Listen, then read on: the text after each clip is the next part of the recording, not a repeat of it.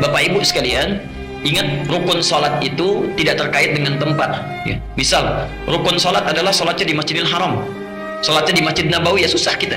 Ya. Rukun sholat terkait dengan ibadah yang saat dilakukan, bagian dari prakteknya. Ada rukun, ada syarat. Syarat itu adalah hal terkait dengan sah tidaknya ibadah, tapi bukan termasuk dalam rangkaian ibadah itu sendiri.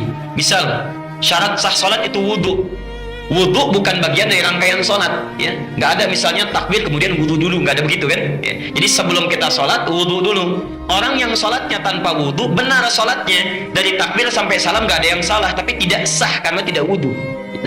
Nah, tapi dari mulai takbir sampai dengan salam, takbir, kemudian misalnya rokok, kemudian sujud, itu disebut rukun sholat. Hal yang menentukan sahnya ibadah dan termasuk dalam rangkaian ibadah itu sendiri.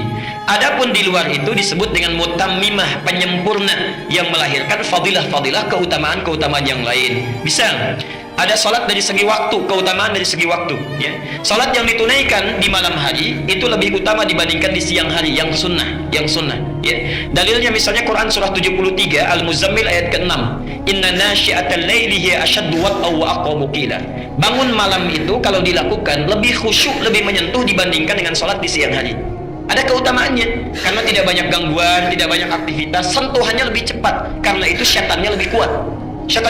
Ya. Jadi ada syaitan khusus yang menggoda orang sholat, namanya dasim, namanya khanzab, ya. Jadi ada jenis-jenis setan, ada setan khusus yang menggoda orang sholat, namanya apa? Khanzab ini akan menggoda orang sholat dari mulai selesai adzan berhenti. Hadis Al-Bukhari nomor hadis 608. Jika adzan sudah dikumandangkan, maka setan akan lari meninggalkan anak cucu Adam, redaksinya wa alaihi dharatun, sambil terkentut-kentut. Maksudnya saking tidak sukanya sama orang sholat, suara adzan pun kalau ada baunya nggak mau cium dia, nggak mau cium. Makanya orang nggak pernah sholat pun, bahkan non muslim pun, kalau adzan sedang berkumandang bisa mengingatkan pada teman yang Islam, sudah adzan, kamu belum sholat, karena setannya sedang pergi. Ya. Teruskan hadisnya, wa idza thuwiba, kalau adzan selesai dikumandangkan, fa'ada, maka setan akan kembali menggoda orang yang akan sholat itu. Ya? Makanya jangan heran, setelah selesai adzan, orang Islam pun akan mengatakan, baru adzan, belum qomat. Karena setannya balik lagi. Ya? Nah, sampai akan ditunaikan sholat itu, akan digoda oleh khanzab ini, hatta la yash'ural musalli kam rak'atan yusalli. Sampai tidak sadar orang yang sholat berapa rakaat sudah menunaikan sholatnya. Sampai tidak sadar orang yang sholat sudah berapa rakaat menunaikan sholatnya. Punya pengalaman ini? Ada kelihatan dari wajahnya, ya. Baik, teruskan. Nah, ini diantaranya sholat malam. Ada yang terkait dengan tempat, ya. Maaf, malam saya sarankan, karena kita sudah belajar as-sunnah an-nabawiyah, mohon sebesar-besarnya jangan tinggalkan tahajud. Sholat tahajud itu punya 4 kemuliaan yang tidak akan ditemukan di sholat apapun. Itu cuma malam, waktunya malam, ya. Satu, Allah menjamin akan mengangkat karir pekerjaannya, ditempatkan di tempat terbaik. Yang kedua, cara dia bekerja, beribadah, beraktivitas dibimbing supaya mudah. Yang ketiga, kalau ada kesulitan dibimbing supaya keluar dengan lancar. Yang keempat, kalau sedang bekerja diganggu orang, ada yang mau menyingkirkan, menyungkurkan, menyudutkan, Masya Allah, Allah langsung yang tolong tanpa perantara. Dalilnya jelas, bukan hanya hadis tapi langsung Quran. Quran surah ke-17 ayat 79 sampai 81. Al-Isra. Wa minal laili fatahajjad bihi nafilatan laka. Di antara sebagian malam silahkan bangun tahajud. Hukumnya cuma sunnah, bukan wajib.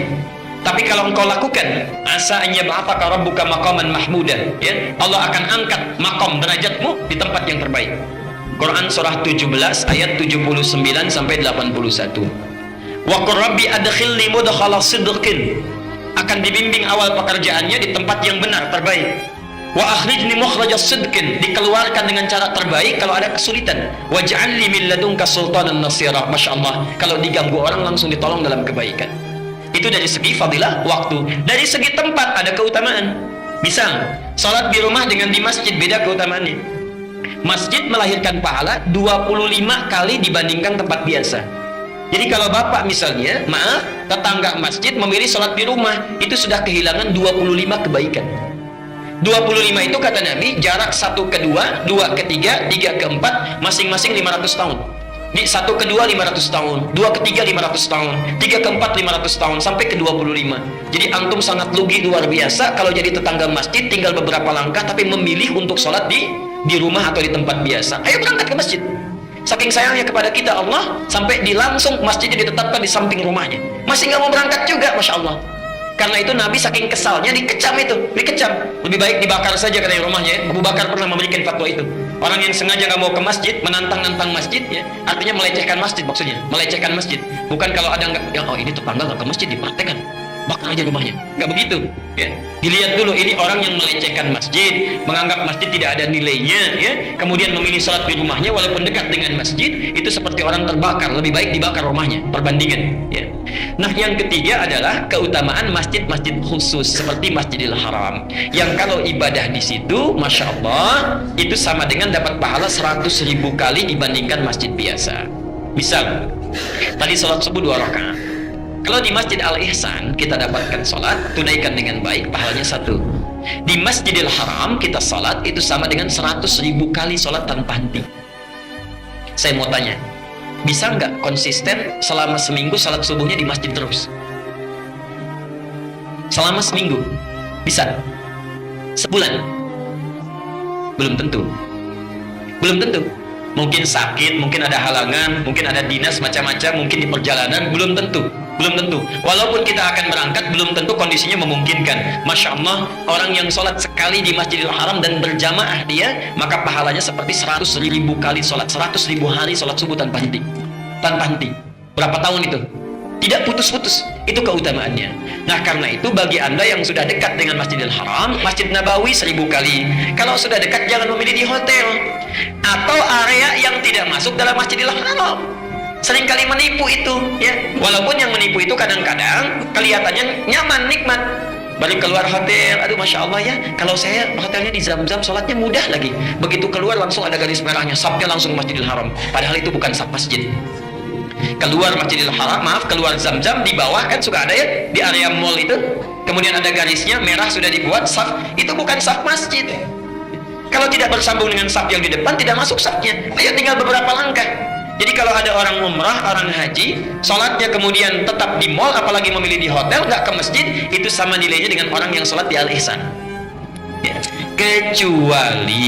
Kecuali ada keadaan darurat yang sifatnya memang menjadikan tidak bisa ke masjid. Seperti tadi yang disampaikan, istri sakit, keadaan tidak bisa ke masjid, yang kalau ditinggal ke masjid perasaan tidak tentram, khawatir terjadi apa-apa. Kalau ke masjid pun jadi madarat, diminta untuk istirahat. Bagaimana yang terbaik? Yang terbaik adalah memilih menemani istri di situ, tunaikan sholat berjamaah, pahalanya ada, dan tanamkan pada jiwa kita, ya Allah, berkeinginan kami ini untuk pergi ke Masjidil Haram.